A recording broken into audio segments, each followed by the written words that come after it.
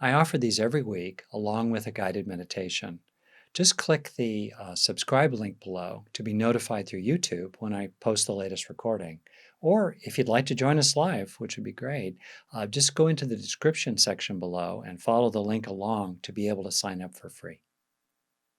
About that meditation, and I appreciated the kind feedback from many. Someone asked me, Margaret asked me, when I speak of vastness and stillness, it reminds me, Margaret, of the statement that nothing, 2 exclamation points, is separate. No thing. Is that what you're pointing to? And here's where it has helped me personally a lot to find a kind of map that gives me a sense of the path. And it's important, of course, not to be attached to our maps. And as they say, the menu is not the meal.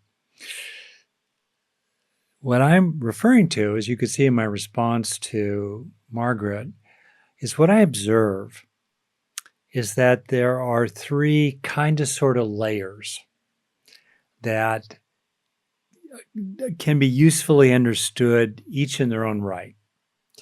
And so as your mind gets quieter, your body gets quieter, your mind gets quieter, aided by a sense of needs met enough in the moment, maybe with a background of kind of basic well-being, you're okay in the moment. As that happens, there can be a sense increasingly of abiding as awareness or abiding as presence, through which experiences come and go, appearing, occurring, passing away. So there you are, this kind of awareness.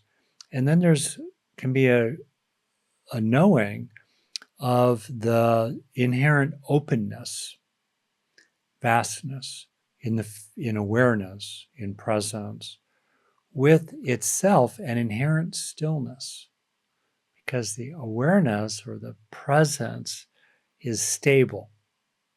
Disturbances pass through it. Awareness itself is undisturbed. So there's a stillness, even of deep quiet inside you, that has a quality of peacefulness. So this is in the psyche itself. This is can be understood as, okay, that's what's happening in the body-mind when it's getting pretty quiet. Oh, we can discover and enjoy and increasingly abide as and identify with qualities of vastness, and feel free to choose other words that work for you, vastness, stillness, and peacefulness.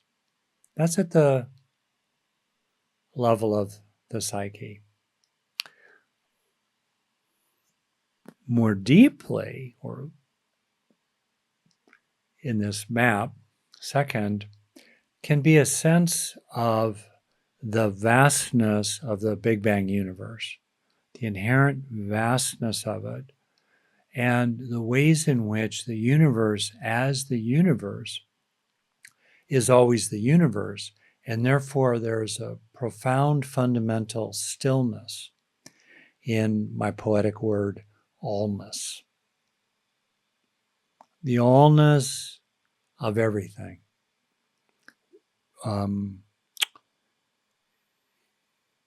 In which there is one single allness of everything. So as allness, it's always allness. So there's a stillness to it. And this is intuitive.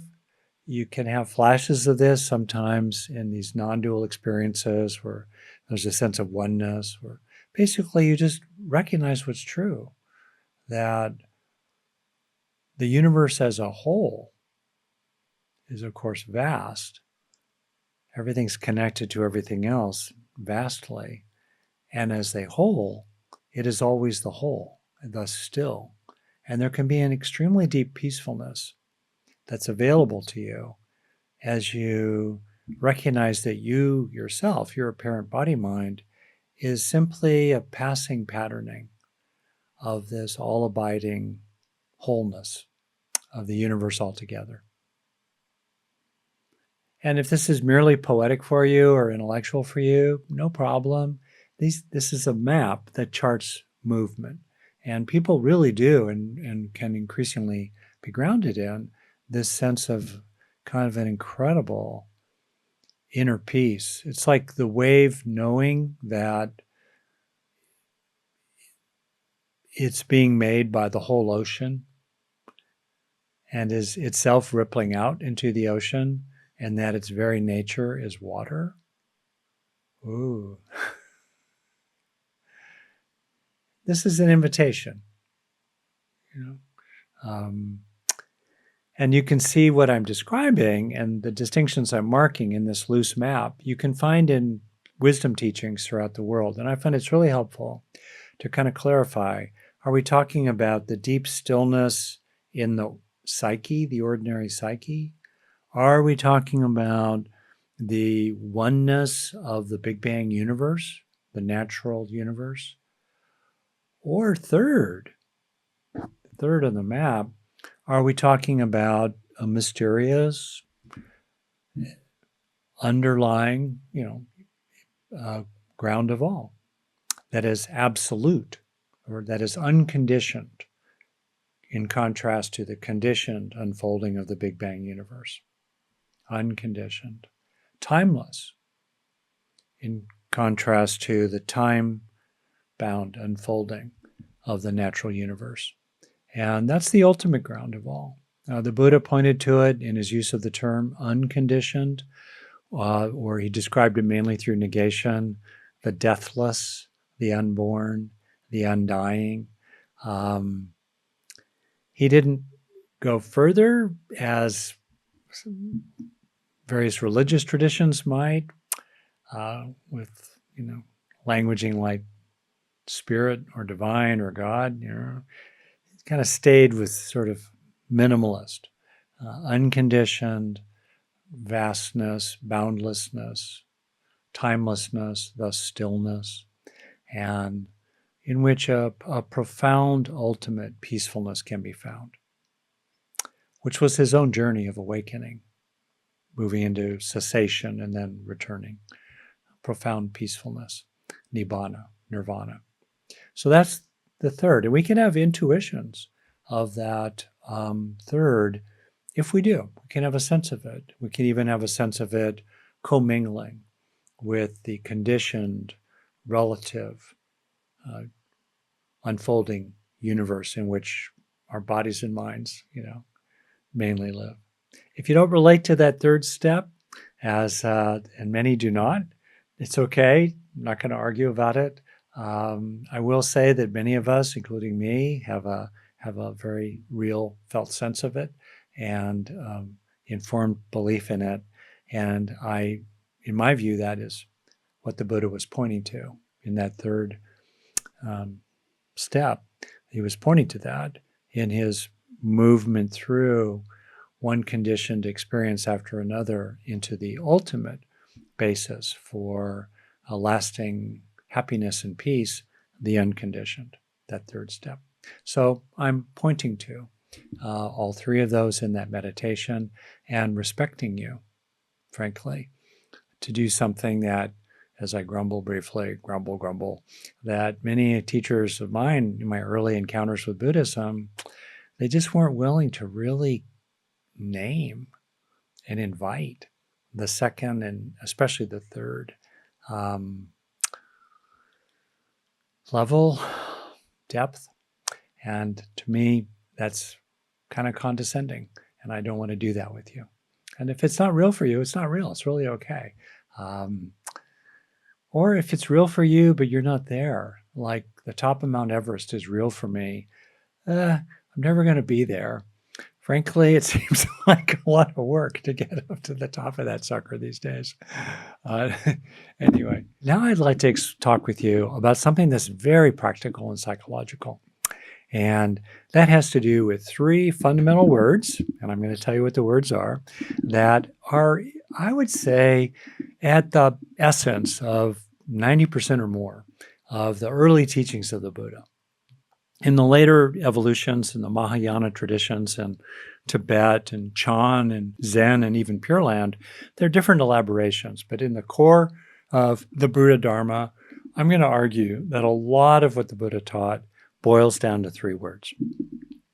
Here are the 3 words in Pali, a key language of early Buddhism. First word is dukkha. Now, dukkha can be understood in 2 ways. It could be understood first as the inescapable challenges that are simply a fact of living. There are 3 fundamental facts of living that the Buddha pointed to. This is not an exclusive list. There's more to it than that, but certainly facts of living include impermanence, interdependence, and I'll translate dukkha as challenges. There's no end to the impermanence, to the interdependence, and to the challenges of living. Enlightened or not, these will continue. And noted in the Four Noble Truths as the first of these, there is the kind of dukkha that we create ourselves, that is not simply an objective, unavoidable, inescapable discomfort or challenging condition in life, but is, to use the metaphor, the second darts that we add ourselves to the inescapable impermanence, interdependence, and challenges of existence. Buddhism has a rap as a very grim, dour, grumpy religion.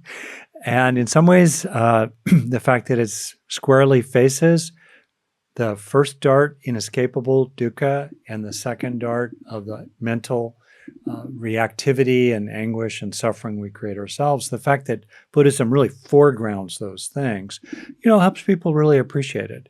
And the Buddha is not bullshitting us. It's not fooling around. That said, if you think of the difference between unavoidable challenges in life and the ultimately avoidable mental suffering we create for ourselves and others, wow, when you recognize there's a difference between those two, that is incredibly hopeful. And it's incredibly blunt in the ways that it foregrounds our own responsibility to practice as best we can with the challenges of life, both out in the world, improving the world, there's a place for that, and in terms of how they unavoidably impact us, like aging, disease, and death, for example. It's on each individual to find their way, to develop strengths inside, like coming here to this program, this Wednesday meditation, to deal with challenges, and it's on us to deal with the habit patterns, the reactivities, the biological conditioning that we have as animals that add suffering to pain, that add suffering to challenges.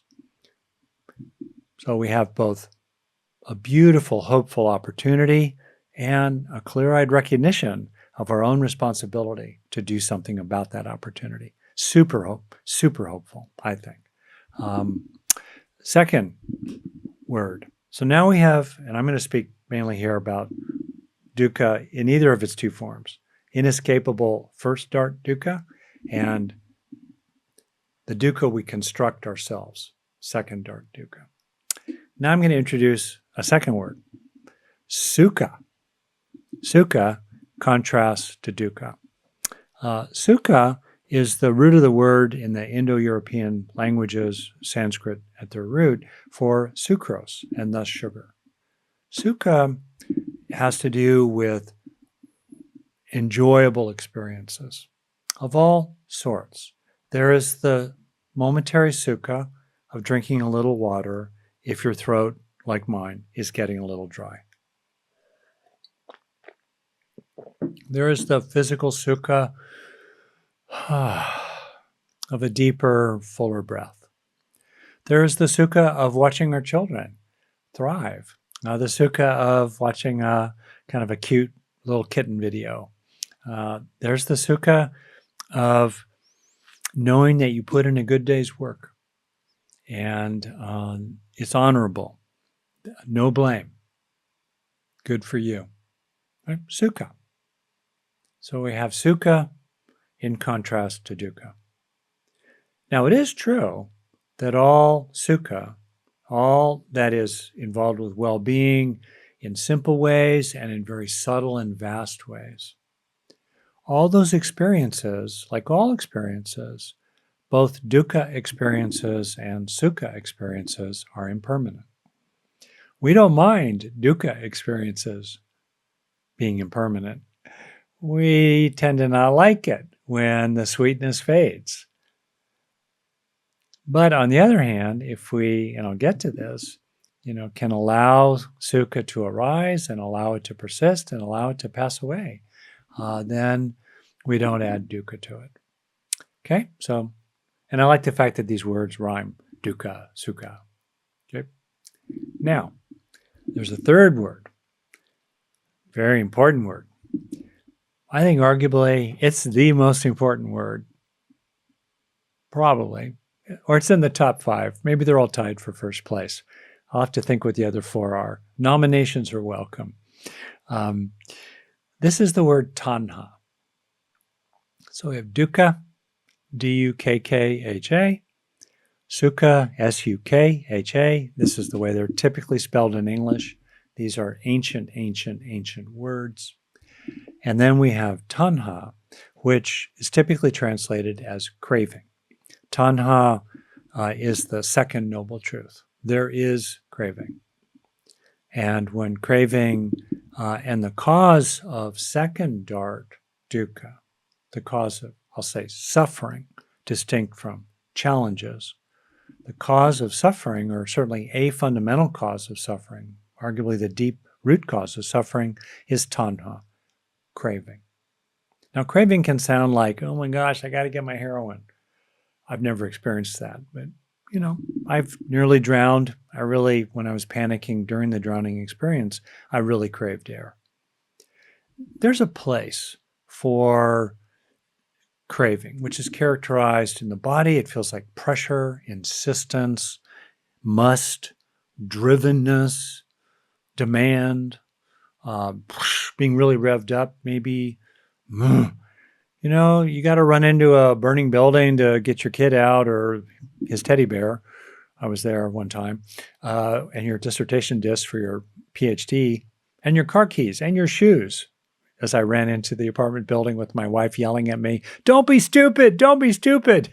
I managed to make it out with the teddy bear dissertation discs, shoes, and car keys. But anyway, there's a place for that. It's not that it's bad, but we can see that a lot of the time when we work backwards from being upset about something, we can work backwards and we can ask ourselves, where was the craving in all this?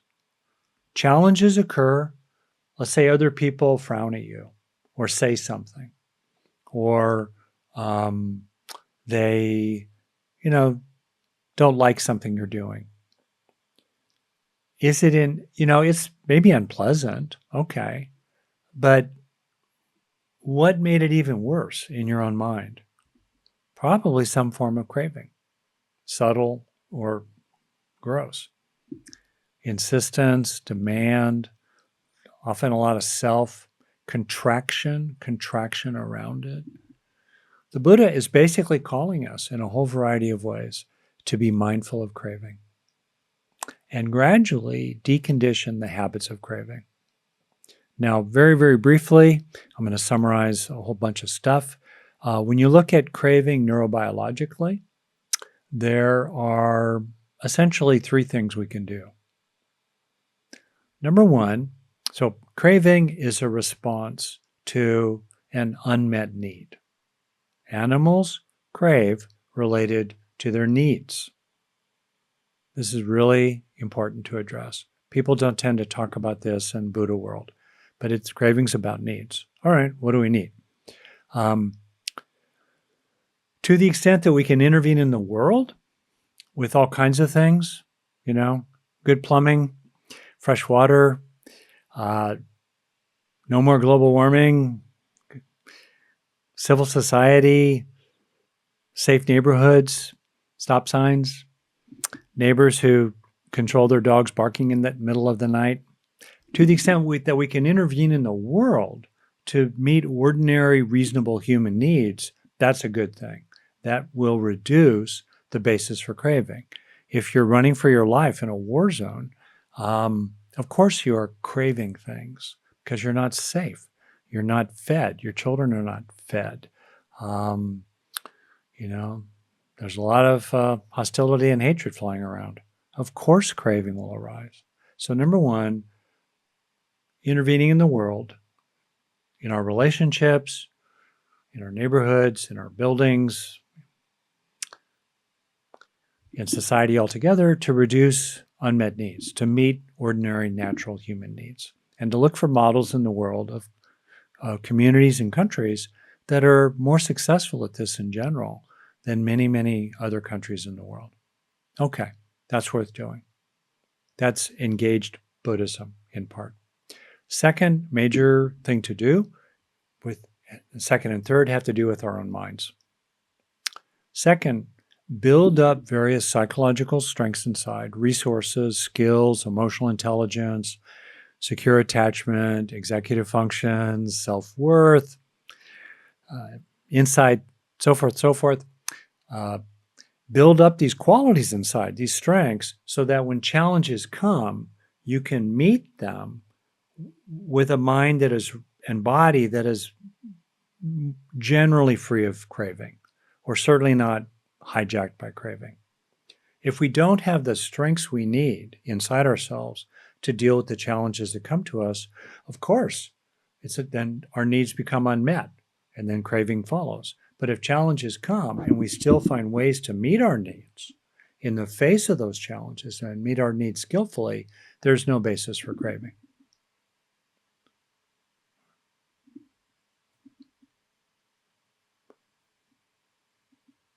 Yeah. Very direct. You might have your own inner list these days. What is it that you're trying to develop inside yourself so that you can meet your needs more effectively, including by needs, I mean, including quite broadly, important longings for your heart. And then third thing to do ourselves about craving is to repeatedly internalize the felt sense of needs met enough in the moment, so that more and more an emotional memory, even as you deal with the wobbly challenges of life, you feel centered in resilient well-being as emotional memory deep inside yourself.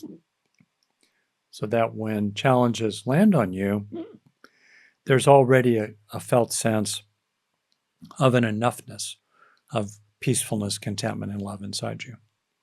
Okay? That's kind of a serious summary of major practice with craving, Tanha. All right. So now I want to get to the interplay of these three words. I was talking with my friend John last week, and he's traveled in India, and he's a very sweet guy, John Prendergast, who's going to be a guest teacher as well in the future. Phenomenal non-dual teacher with amazing books. His most recent book is called The Deepest Ground. I wrote the foreword for it. And I think his first book is called In Touch, or first book he did by himself, I think. Anyway, beautiful books. So we were talking, and I realized that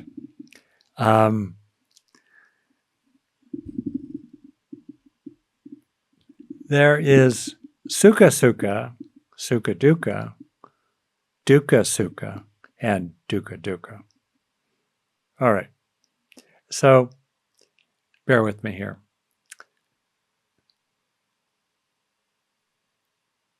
Sometimes we start with the dukkha of challenge and we react to it to create suffering. Let's call that dukkha-dukkha.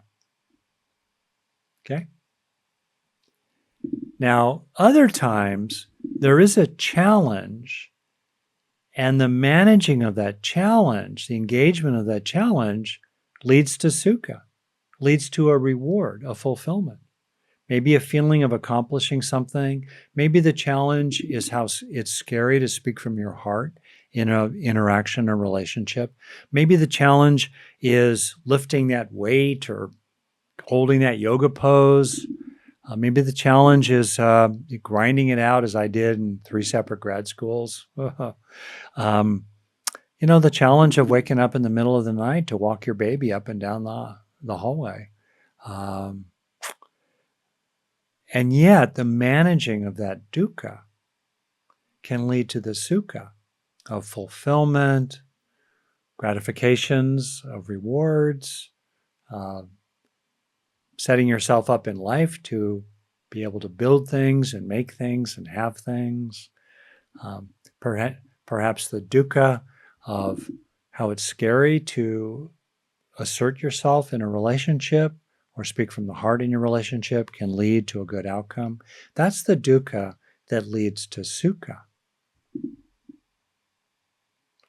I believe Ajahn Chah said that there are two kinds of dukkha. There is the dukkha that will lead to less dukkha and more sukha. And there is the dukkha that leads to more dukkha. And he said, if you do not have more of the former, the dukkha that leads to sukha, you will surely have more of the latter, the dukkha that leads to more dukkha. Okay? And I find it really actually helpful to realize that, yeah, in this life, there are experiences that are not so enjoyable in the moment. Exercise of certain kinds definitely comes to my mind here. Persisting in a task that's boring because you need to finish it out. I was talking with some people earlier today about their young child, let's say a second grade son, who really likes doing what he likes doing. And he likes doing things that he's immediately good at. But if he's not immediately good at it, he doesn't want to persist in getting good at it. He doesn't want to tolerate the dukkha of practicing, like throwing a ball or hitting a softball or something in schoolwork. He just doesn't want to deal with that. And yet it would be really valuable for him over time to learn to be more comfortable with that reasonable amount of dukkha, which will lead to the sukha of getting really good at some things. So it's really helpful to think of it like this. And for you in your own case, is there some dukkha that would be good for you to tolerate and allow and include in your life for the sake of a greater sukha, a greater fulfillment, a greater happiness? There's a proverb in Buddhism, wisdom is not reciting the sacred scriptures. Wisdom, true wisdom, is choosing a greater happiness over a lesser one. And very often it is the greater happinesses that require some dukkha at the front end.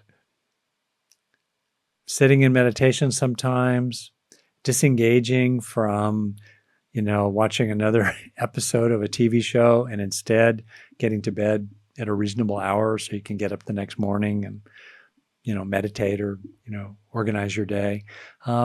There's a certain amount of dukkha, a certain amount of challenge or discomfort that we need to face and tolerate to have the greater rewards we care about. So I invite you to consider 4 things here, and we're working through the list. 1, for you, how do you add craving to challenges in life that create suffering for yourself and others? Okay. Second question, which we're now focused on, the first one is dukkha-dukkha. Think of 4 categories and yourself for these 4 categories. Second, dukkha that leads to sukha. Would it be appropriate for you? Well, first of all, do this. What dukkha have you tolerated and put up with for the sake of the greater good, the sukha that you really care about? And can you honor yourself for that? That's really important. And, as you look ahead, I think most people in this gathering are past the midline of a lifespan, factually. As you look ahead, is there some dukkha, some challenge that would be appropriate for you to take on and not swerve away from or procrastinate about for the sake of the greater good, the greater happiness? That's a question. Now we're on to the third category. This is sukha-dukkha, the sukha that leads to dukkha. And this is an incredibly interesting category. Think of the various pleasures we seek of different kinds. Sense pleasures, food, intoxicants, sexuality, buying things. Think of the pleasures we seek, or other kinds of pleasures, such as the pleasures in righteousness, or superiority, or proving your point. That kind of sukha can lead to dukkha, can lead to discomfort, can lead to creating challenges for yourself of various kinds, wear and tear on the body, issues in relationships. We get seduced by sukha. 2 weeks ago, I repeated a saying that has really stood out for me in the Buddha Dharma.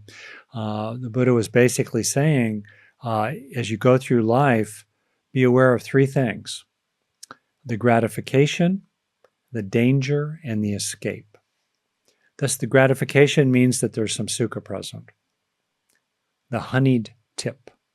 The danger being the poison barb. How might that sukha, particularly if craving is added to it, lead to dukkha? And then third, what's the escape in terms of personal practice?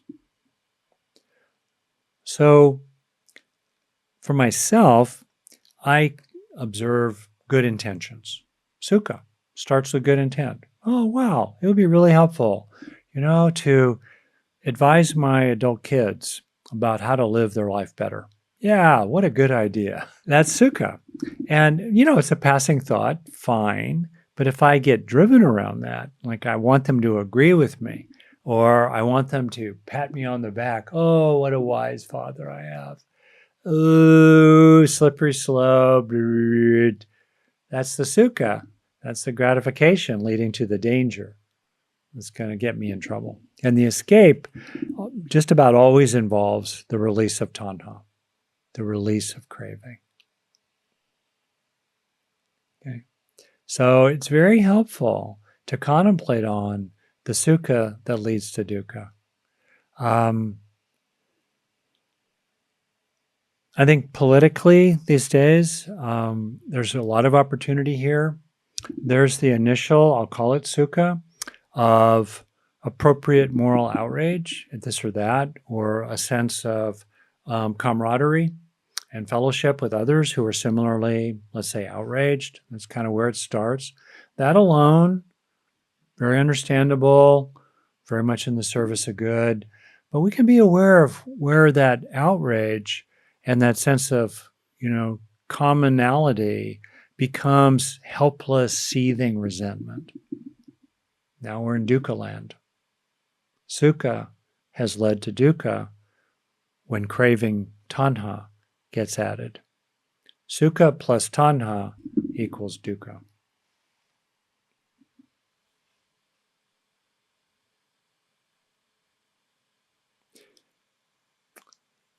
It's so easy for sukha to become dukkha. In other words, I'm just thinking there for a moment about, just good intentions. Wanting, I look at where I live and I think, I'd like I'd like a plant here in my garden. All right. But then fairly quickly, I'm caught up in that project and getting the plant and planting the plant and bringing water to the plant. And what do? The plant turns brown. And, now sometimes it's worth it. Sometimes it's worth it. But very easily, these good intentions can become complications. The mind and brain proliferate around them. And suddenly we're in dukkha land. Okay? So beware the sukha plus tanha that leads to dukkha. And then last and certainly not least of our four, we have sukha-sukha. And just saying these words cracks me up, so I'm going to say them. Sukha-sukha, you may have noticed that, I'm going to make a loose distinction here. Worldly sukha, worldly goals, worldly gratifications, worldly pleasures and passions, are a little vulnerable to the addition of craving, the addition of tanha. When they arise, that initial sense of good intent or enjoyability or pleasure, it's fine. The Buddha was not against that. One of the breakthroughs for him, distinct from the Jain tradition of his time, was to be not against pleasure per se, even intense pleasure of one kind or another. He was not against that. He just simply pointed out that as soon as we add craving to it, whoop, suffering begins. So worldly sukha is vulnerable to the addition of craving, so we need to really be on our toes when we are engaging worldly pleasures, because they're vulnerable to the brain's biological tendency for raw survival purposes, the legacy of 600 million years of life and death struggles and the evolution of the nervous system. The brain is very inclined to add craving to ordinary pleasures, so we need to be especially mindful of that process, especially alert to the arising of tanha, the arising of craving, and try to relax and try to let it dissipate and allow the sukha to be present and allow it to pass away, as it naturally and permanently will. On the other hand, they're called unworldly, which is a funny translation because they're in the world typically, although ultimately maybe they're beyond the natural world. But anyway, the deeper, more sublime sukha of vastness and stillness, or just like, a vast love, an unconditional love, a sense of just jaw-dropping gratitude, gobsmacked with gratitude, flooded with beauty. We have a sense, well, I think you do, that there are certain forms of sukha. I'll call it profound sukha, better than unworldly, that is not vulnerable to craving. People don't tend to crave the sublime. They don't tend to crave profound inner peace. Sometimes people do, but on the whole, it's just there. It's wonderful. There might be a longing to come home to it, a longing to return. But it doesn't have that, does it? It doesn't have that quality of contraction. So you might ask yourself, what are those fulfillments? What are those enjoyments that do not call for contraction and pressure and pushing or grasping? They just don't really call for it.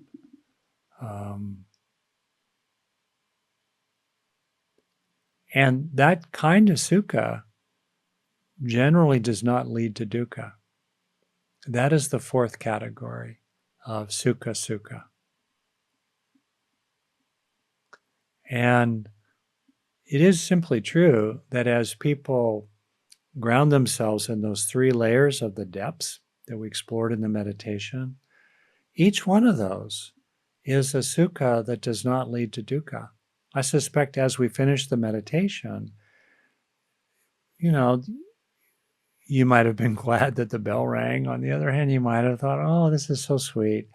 But there probably was not that kind of pressured, contracted clinging to the experience. That's the hallmark of tanha, craving, that leads to suffering. And if you also had a sense of, or began to get a bit of a taste or touch of the vastness and stillness and peacefulness in allness altogether, or even the unconditioned ground of all, those are openings into sukha-sukha, the sukha that is not so vulnerable to craving and suffering. And the more that we can abide in sukha-sukha, the more happily and resiliently we can live.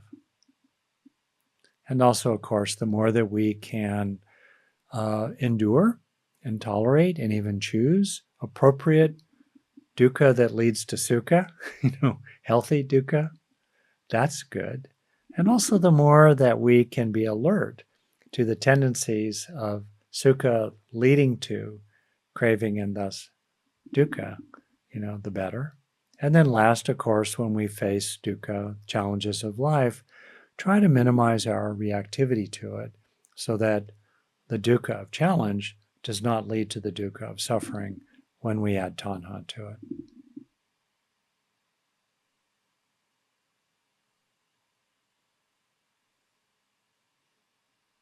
All right.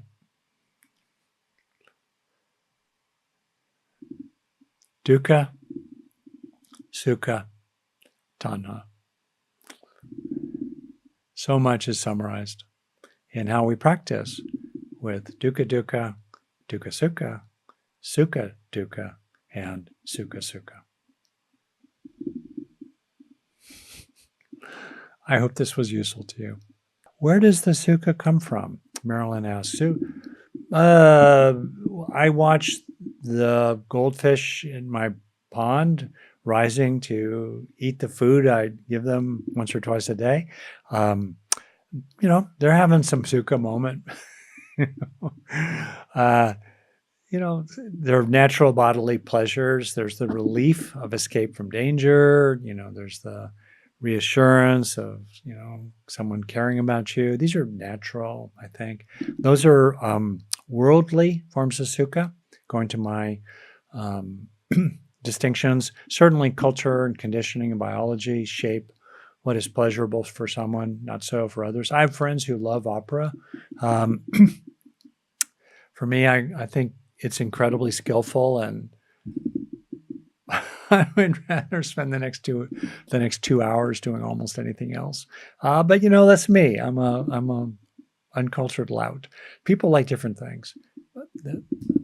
I will say that throughout cultures, what is interesting is that while there's a lot of variation in like the kind of foods people like, different forms, sukha, worldly sukha is different.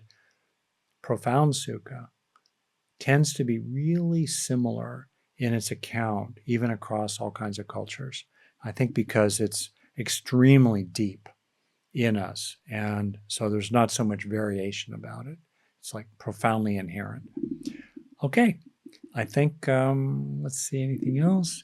You can definitely love your partner without craving. And again, watch out the words here. Speaking to Roseanne at 25 minutes past the hour. We can be extremely attached. We can have experiences of attachment that are really strong.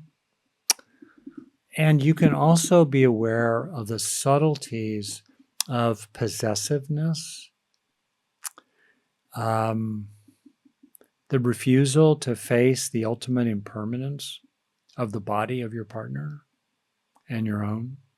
You can be aware of subtleties of tanha that are added to that kind of sukha. And of course, when they die, we grieve. Of course, we grieve loss. Grieving is loving. Of course, we grieve. And that kind of grieving is just plain dukkha. It's first start dukkha. It's uncomfortable, it's sorrowful, and it's not a problem at all.